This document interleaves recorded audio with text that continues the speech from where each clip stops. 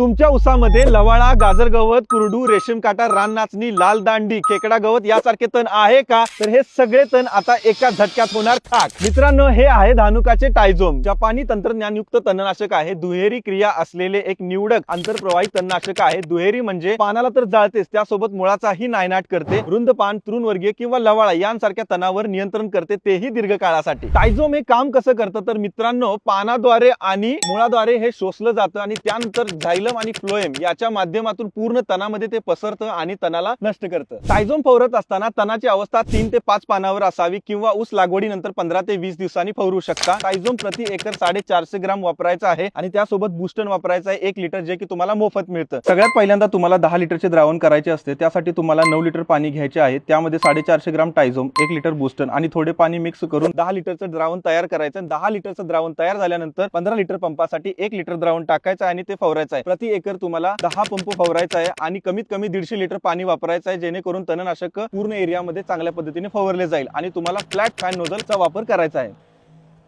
आता फक्त एकदाच फवारणी करा आणि तणाच्या चिंतेपासून मुक्त व्हा, जेणेकरून खर्च कमी आणि उत्पादन जास्त. आता टायझोमने तण करा एका झटक्यात ठाक.